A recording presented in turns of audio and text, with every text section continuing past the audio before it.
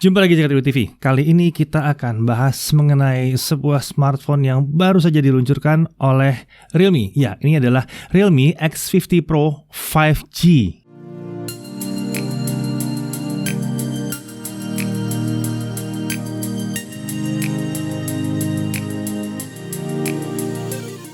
Ya, Realme X50 Pro 5G yang pernah saya teaser pada saat kita bahas soal 5G, ya. Tapi kali ini saya nggak pegang di tangan pada saat saya syuting ini karena bendanya sedang ada di kris. Tapi saya akan bahas mengenai apa yang kami temukan pada saat saya mereview ini, lalu nanti kita akan sambung ke kris untuk pengujian kameranya di lapangan. Oke, Realme X50 Pro 5G ya, tagline-nya Speed of the Future.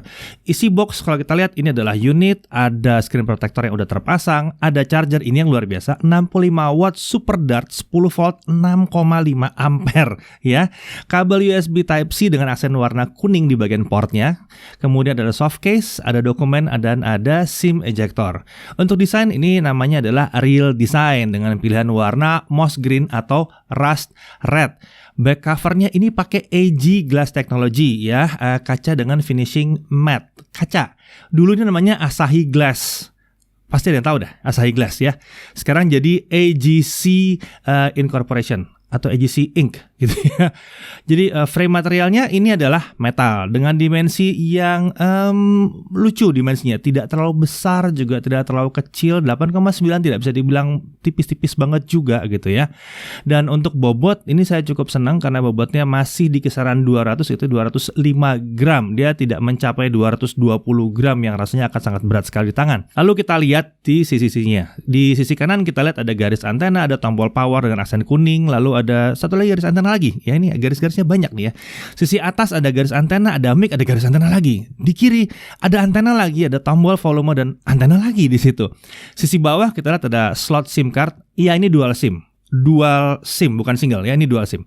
Ada mikrofon, ada port USB Type-C dan ada speaker stereo di situ ya. Iya, benar. Headphone jack-nya nggak ada. Lalu sisi belakang kita lihat ada quad kamera, situ ada LED flash, ada logo Realme.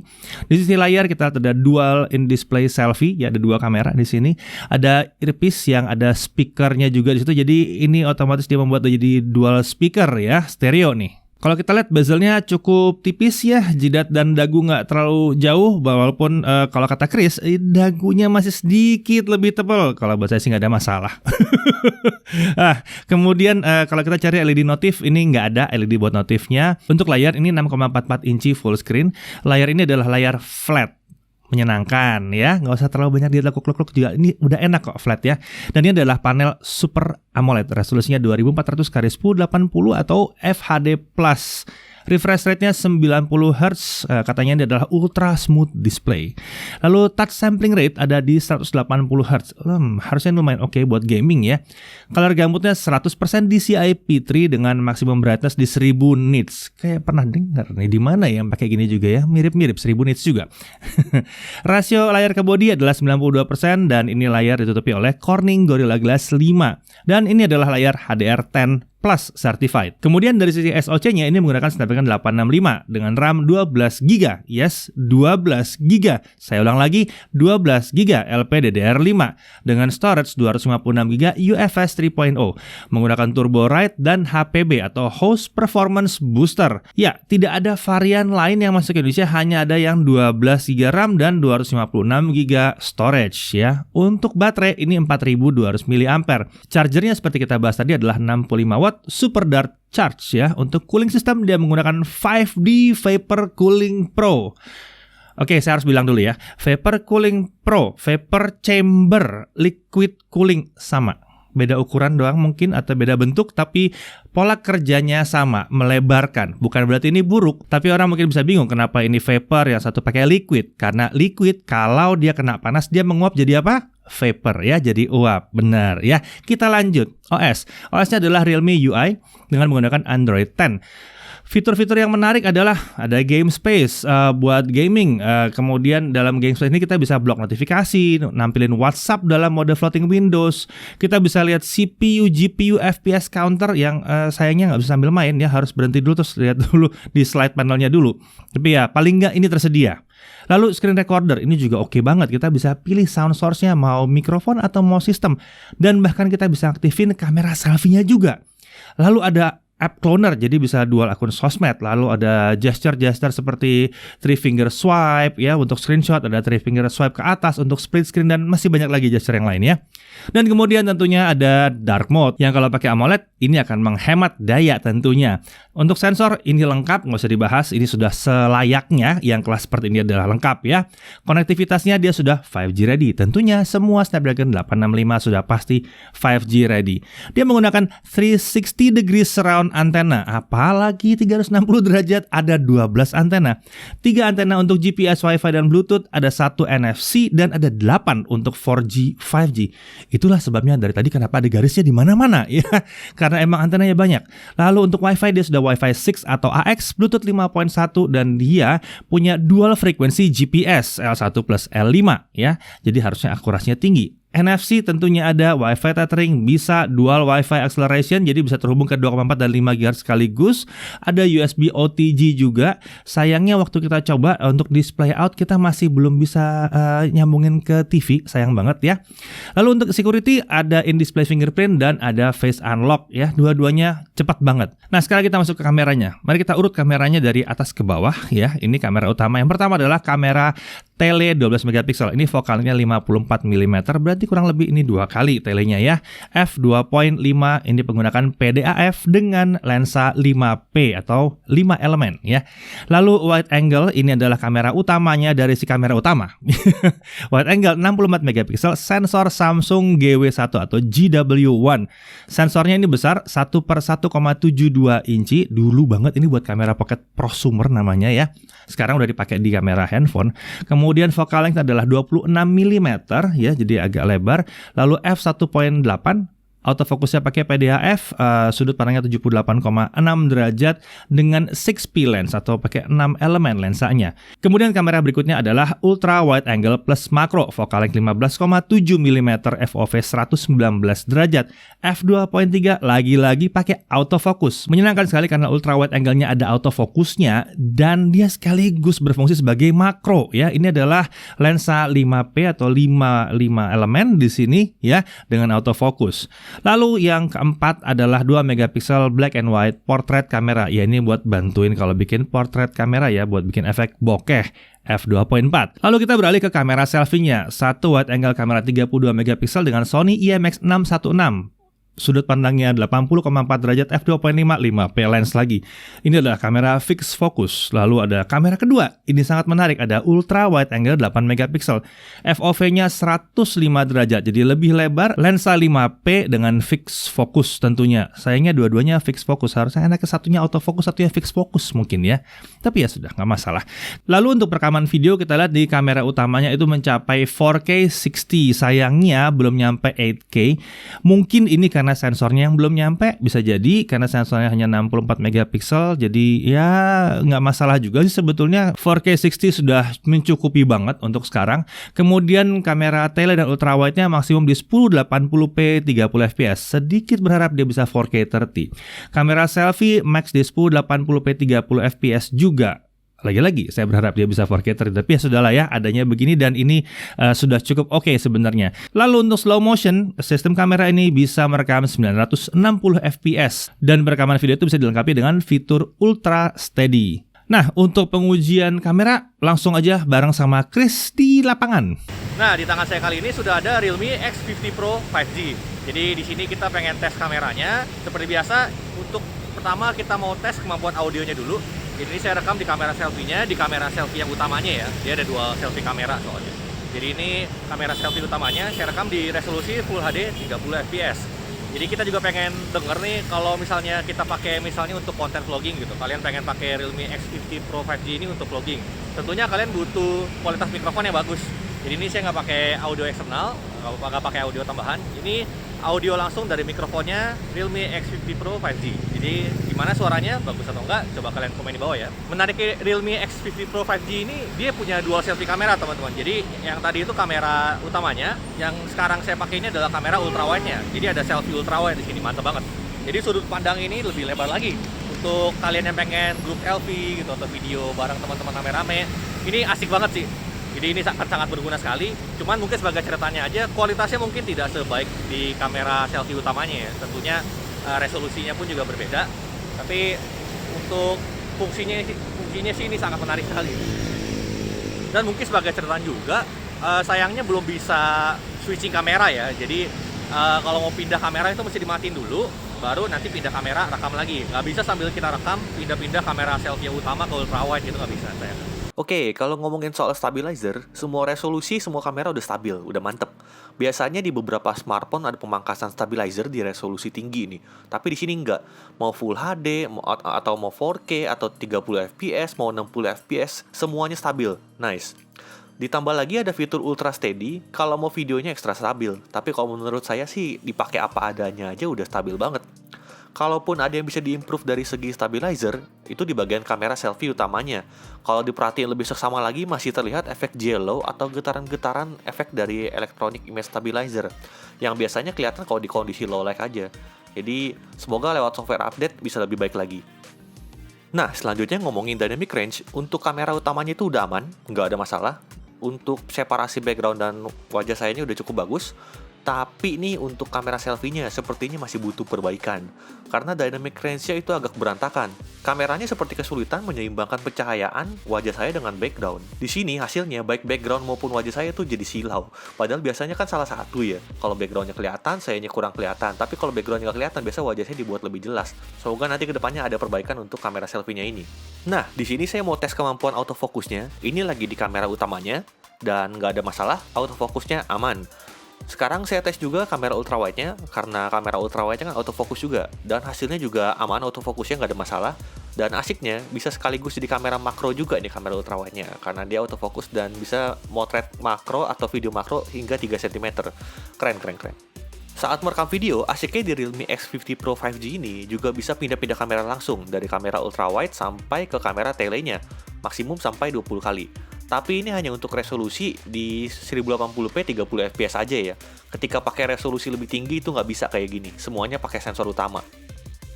Lalu menariknya juga ada fitur bokeh video nih di sini. Ini saya lagi coba di kamera selfie-nya. Background-nya jadi blur gitu dan blurnya itu cukup rapi.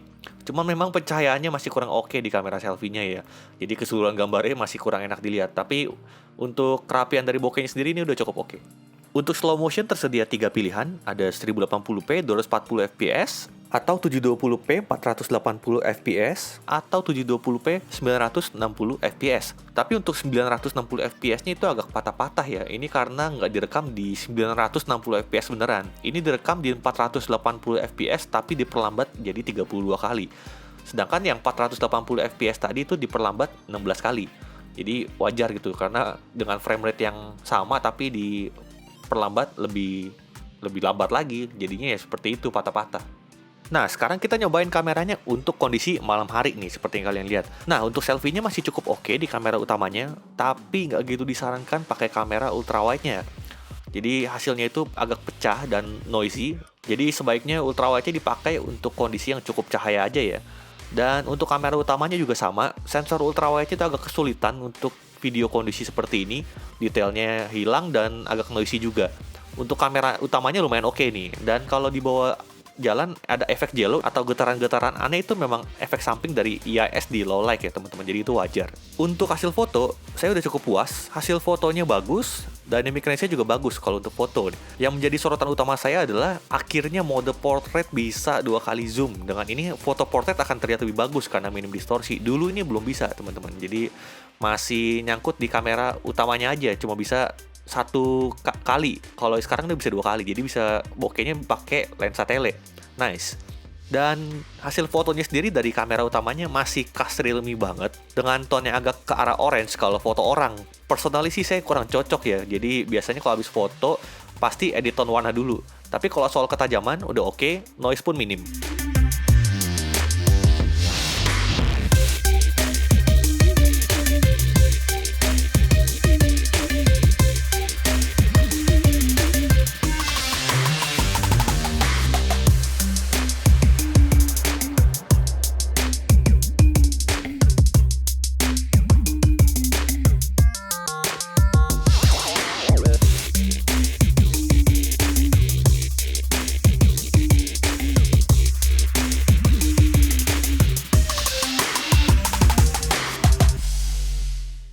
Ya, jadi gimana hasilnya ya? Kamera utamanya oke banget. Tajam ya, videonya stabil di semua resolusi. Yang sedikit butuh perbaikan itu adalah video selfie atau kamera selfie-nya. Dynamic range-nya agak sedikit ya gitu deh ya. Terlalu mungkin fokus ke muka, terus belakangnya jadi terlalu terang, agak disayangkan sebetulnya. Ya, kalau background-nya terang, mukanya ikutan terang. Harusnya dia tahu, oh ini muka nggak boleh terlalu terang gitu ya, atau mungkin karena masker. Saya juga nggak tahu. Tapi yang jelas mungkin ini butuh perbaikan sedikit ya. Bukan suatu hal yang tidak bisa diperbaiki dengan update software sebenarnya. Jadi ya pengharapan saya cukup tinggi bahwa ini akan nanti diperbaiki dengan update. Oke, kita lanjut ke performa. Pengujian performa kita lihat Antutu 7 kita dapat 459.106, skor yang tinggi. Lalu Antutu 8 ini juga tinggi, ada di 586.916 ya. Tinggi ini ya. Untuk Geekbench 4 single core 4232 dengan multicore di 13 ribuan. Ya, dan Geekbench 5 single core 885 dengan multicore di 3000-an. Lagi-lagi ini menunjukkan bahwa ya, ini Snapdragon 865. Ya, jangan lupa ini adalah sebuah SoC yang kenceng banget. 3D Mark Slingshot Extreme OpenGL ES 3.1 di 8179 poin. Dan GFX Bench 1080p T-Rex offscreen ada di 204 FPS. Ya, tentunya semua angka ini nggak ada gunanya kalau gamingnya nggak lancar. Mari kita lihat gamenya ya. Gaming, PUBG HDR Extreme itu langsung kebuka, jadi langsung bisa dipakai HDR Extreme. Kita dapat 58 sampai 60 FPS, gyronya aman dan mulus banget. Kita coba unlock 90 FPS pakai Hex Editor dan terbuka, dan kita bisa dapat 85 sampai 90 FPS. Nice. Kemudian kita beralih ke Game for Peace atau PUBG China. By default terbuka setting smooth ya, 90 FPS dan jalan 85 sampai 90 FPS. Good job ya. Lalu Call of Duty, setting grafik very high, frame rate very high, all effect on, kita dapat 60 FPS ya. Sayangnya emang belum dilepas lebih dari 60 FPS. Kemudian untuk AOV kita dapat display quality-nya HD, high frame rate mode-nya on, dynamic cloud shadow-nya di on, dan kita dapat 60 FPS tentunya. Honkai Impact 3 ya. High frame rate 60, all effect on, kita dapat 45 sampai 60 FPS. Cuma sesekali aja scene berat dia drop ke 30-an FPS, bukan 20-an. 30-an.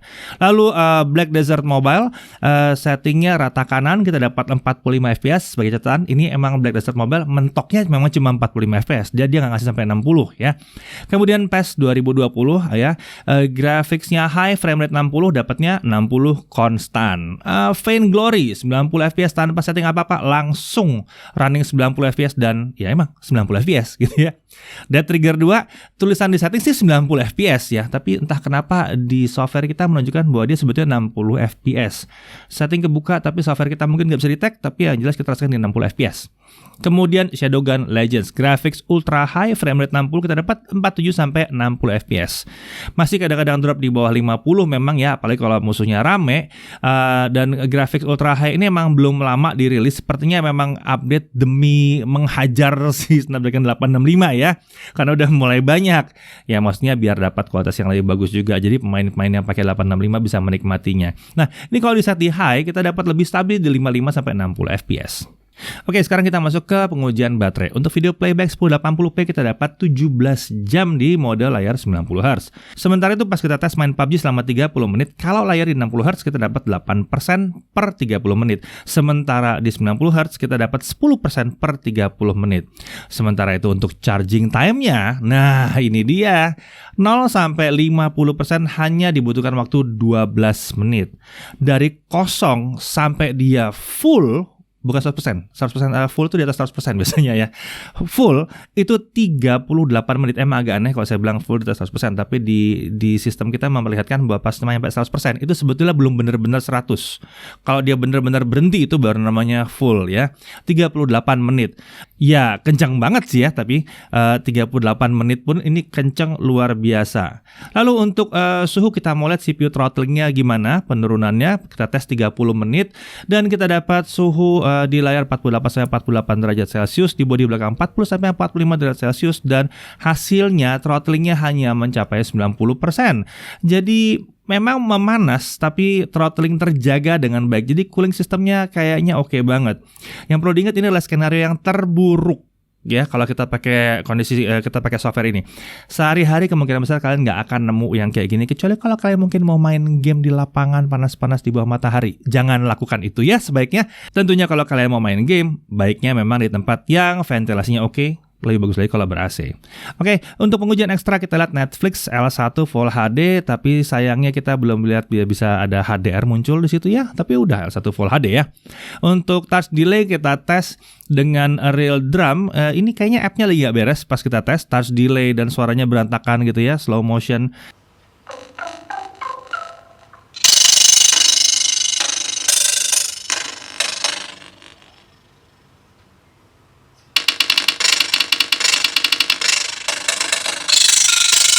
Tapi hanya di Real Drum. Classic Drum nggak ada masalah. Developernya sama, tapi Real Drum nggak beres, Classic Drum jadi beres ya.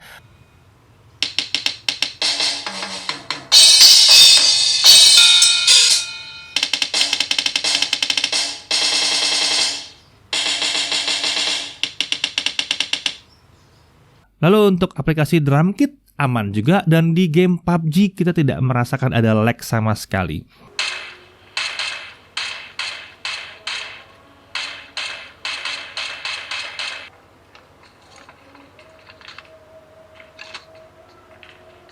Nah, sementara itu untuk vibration motornya, Tactile Engine Linear Motor katanya gitu ya. Haptic feedbacknya memang sih masih belum nomor 1 paling enak ya. Tapi ini udah enak banget sih sebenarnya ketimbang yang kalau dipencet manjang, gernya panjang gitu ya. Rasanya ini udah enak, ini udah enak banget. Kalau dibandingkan dengan smartphone lain yang pernah kita omongin, itu luar biasa enak. Ini memang belum seenak itu, tapi ini sudah berkelas itu intinya, nggak berasa kayak ini smartphone yang murah. Jadi ini udah layak lah masuk dalam level flagship.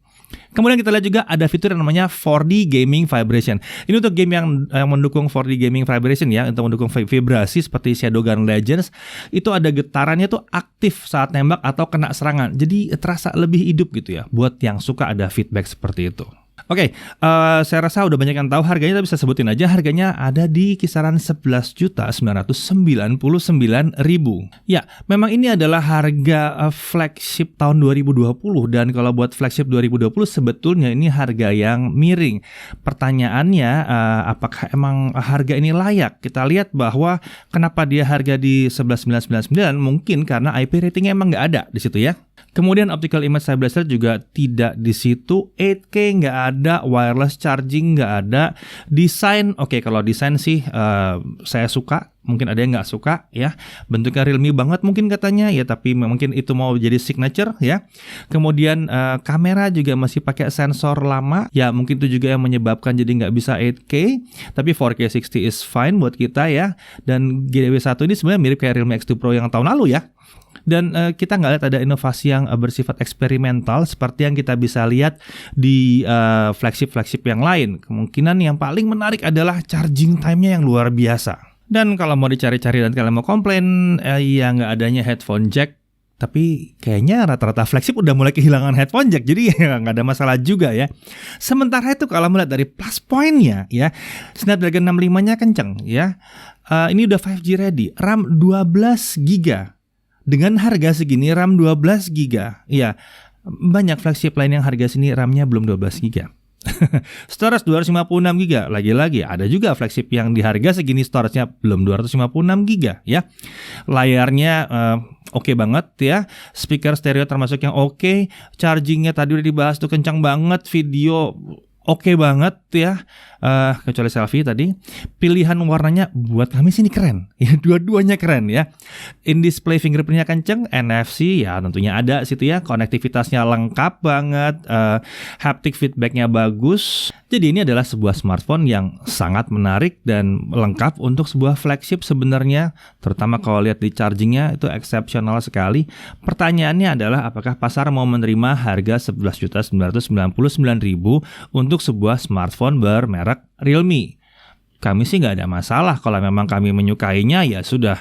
Dan Realme juga bukan brand yang nggak jelas muncul dari mana ya.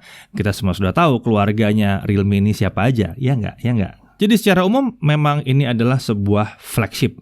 Harganya mungkin nggak pas untuk dibilang sebuah flagship killer karena ini sudah masuk ke ranah flagship mungkin yang agak sedikit murah. Saya Deddy Irfan, jaga Review TV.